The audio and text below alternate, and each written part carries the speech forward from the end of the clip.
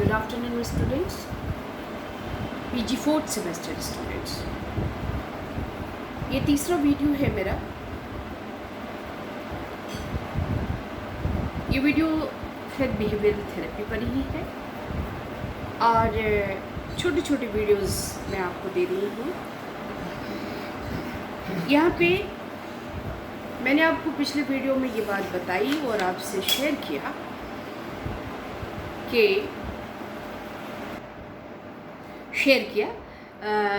Definition of behaviour therapy define किया। It's umbrella which is known as umbrella because कि इसके अंदर बहुत सारी थेरेपीज़ भी आती हैं। इसको systematic application of scientific principles of learning and a form of psychotherapy भी माना जाता है।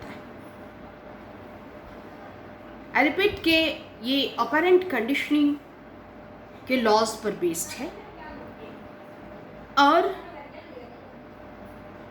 एक थॉट है कि all behaviours are learned first and the second is learned behavior can be changed by applying some techniques. We can change the learned behavior. I again repeat, learning में acquisition of learning के संबंध में, sorry for the interruption, learning के संबंध में ये बात बहुत स्पष्ट है कि learning acquisition of new behaviour यानी किसी नए व्यवहार को सीखना, मैं फिर रिपीट कर रही हूँ और मैं हर वीडियो में रिपीट करूँगी, modification of older behaviour and rejection of older behaviour, यही लर्निंग है। अगर रिजेक्शन ऑफ ओल्डर बिहेवियर की बात हम मानते हैं तो बिहेवियर थेरेपी का दावा बिल्कुल सही है कि हम किसी भी मानसिक रोगी को, और ये भी मानते हैं कि ऑल बिहेवियर्स आर लर्नड, तो हम किसी भी माइल्ड बिहेवियर जो हमने सीख लिया है या किसी पेशेंट या किसी क्लाइंट ने सीख लिया है तो हम उसको चेंज कर सकते हैं by using some steps, some techniques, some valuable method. एक चीज़ और मैं रिपीट करना चाहती हूँ कि it's a form of talk therapy. ये डिसऑर्गेनाइज्ड परसेप्शन को ऑर्गेनाइज करने का तरीका है। We perceives the thing in a different manner, in a negative manner, और अगर ऐसा होता है तो एक आदमी क्लाइंट बन जाता है मेंटल प्रॉब्लम्स का। इस वीडियो में मैं आपसे इसके पर्पस के बारे में भी बात करूँगी। इसका एम ये है कि चेंजिंग मैल एडेप्टिव बिहेवियर्स, जो बुरे अभियोजनात्मक, नकारात्मक अभियोजनात्मक व्यवहार को जो सीख लिया गया है उसको गुड एडेप्टिव बिहेवियर्स में चेंज करना, ये इस बिहेवियर थेरेपी का मुख्य उद्देश्य है। और भी उद्देश्य इसमें है कि परमानेंट चेंज इन बिहेवियर लाना है। जो हमने किसी पास्ट एक्सपीरियंस, किसी ऐसे घटना, किसी ऐसी चीज़ जो बचपन में घटी है, इसके बहुत सारे कारण हो सकते हैं जो उनकी वजह से जो मानसिक समस्या उत्पन्न हुई है या व्यवहार में कोई विकृति आई है, तो उसको परमानेंट चेंज उसमें लाना है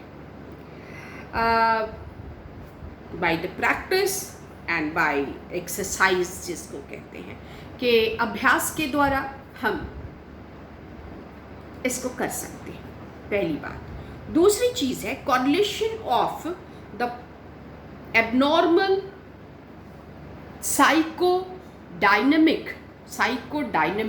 मनोगत्यात्मक which are contributing the मनोगत्यात्मक परिस्थितियाँ या मनोगत्यात्मक स्थितियों को जो कॉरिलेट कंट्रीब्यूट करती हैं बीमारी में, उनको भी परिवर्तित करना है या उनको जो मैल अडेप्टिव बिहेवियर्स हैं उनको हटा देना और नए बिहेवियर्स को उसमें रिकंस्ट्रक्ट कर देना, यही किया जाना है।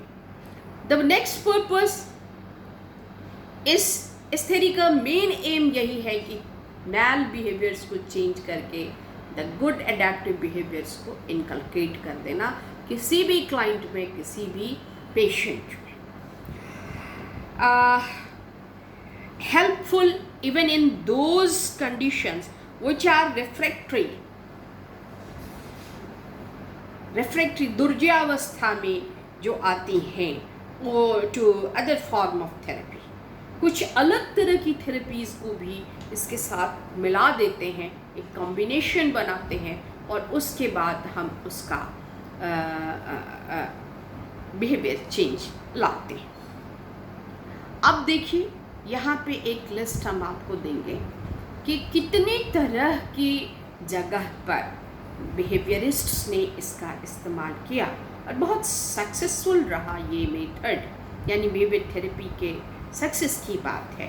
कहाँ कहाँ सजेस्ट करते हैं तो ये भी आपको डालना है। जो थर्ड स्टेप है, फर्स्ट द डेफिनेशन, जिसमें आपने किसने इसको प्रोपाउंड किया और कैसे इस थ्योरी का, कहाँ से मैसेच्यूसेट्स में वो मेंटल पेशेंट को देख रहे थे, तो ये सारी चीज़ें आप पिछले वीडियो में देख चुकी हैं। एंड नेक्स्ट इज़ डिफाइन करने के बाद आपको है कि बिहेवियर थेरेपी एक अम्ब्रेला है, इसमें बहुत सारी थेरेपीज़ जो हैं उनका और टेक्निक्स का एक क्लस्टर है जिसके कंबाइन एक कोई अकेला करिए या कंबाइन शेड्यूल से हम पेशेंट को या क्लाइंट को सही कर सकते हैं। नेक्स्ट आइए, अब्राहम मैस्लो के बाद हम लोग किसी भी बीमार को पेशेंट नहीं कहते बल्कि क्लाइंट कहते हैं। Humanistic psychology and positive psychology का ये अप्रोच है, मेनली ये ह्यूमनिस्टिक साइकोलॉजी का अप्रोच है। डोंट से पेशेंट, पेशेंट से एक चीज़ आती है कि I am sick, no, client means I am little bit de-adjusted with the environment, हम नहीं एडजस्टमेंट बना पाते। there is a large gap in the meaning and impact of that word। Patient कहिए तो सीधे सीधे बीमार लगता है। ये नहीं कहना है अब्राहम मैस्लो ने, रॉजर्स ने इन सब चीज़ों को उठाया और I think it is good. कोई भी बीमार नहीं होता है, सिर्फ थोड़ा सा एडेप्टेशन लेवल में और एडजस्टमेंट लेवल, जिसके कारण adjustment level and adaptation level घट जाता है। That's all. हम आगे बात करते हैं। तो अब हम इंडिकेशंस, क्या क्या इसमें किस किस तरह की बीमारियों का नाम लिया जाए।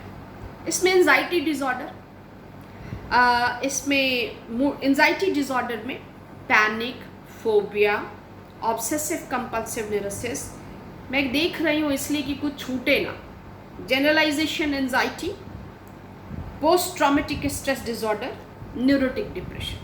अगर इसमें से किसी वर्ड को समझने में आपको दिक्कत है तो आप उस वर्ड को हमारे लिए लिख करके, जब हम वर्चुअल क्लास आपका लेंगे, दीज डेज मेरे जो मीट गूगल मीट है वो मेरे एरिया में काम नहीं कर रहा है, that is why I am not, मैं इसको आपके ग्रुप में भी लिख दूँगी। देन मूड डिसऑर्डर, यहाँ हम सिर्फ 4 तरह की बीमारी की बात करने के बाद इसको बंद कर देंगे, जिसमें बाइपोलर एंड मेजर डिप्रेशन, ये 2 चीज़ आती है। मूड डिसऑर्डर में मूड स्विंग, तुरंत गरम तुरंत ठंडा, बीच में कुछ नहीं है। और मेजर डिप्रेशन की भी बात आती है यहाँ पर कि बहुत अक्यूट डिप्रेशन का भी इलाज बिहेवियर थेरेपी से किया जाता है। This is a range of mental problems and adjustment problems.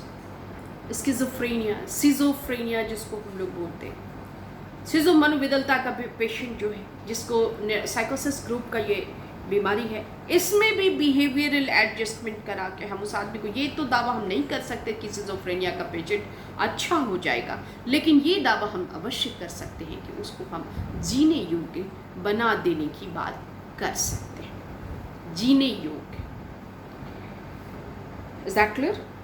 Next आपका आता है somatoform disorders, somatoform disease tic disorder and maladaptive habits जो बुरी आदतें लग जाती हैं, बहुत तरह की बुरी आदतें हैं जो बच्चा सीख लेता है और एडल्ट्स सीख लेते हैं, हम आप सीख लेते हैं।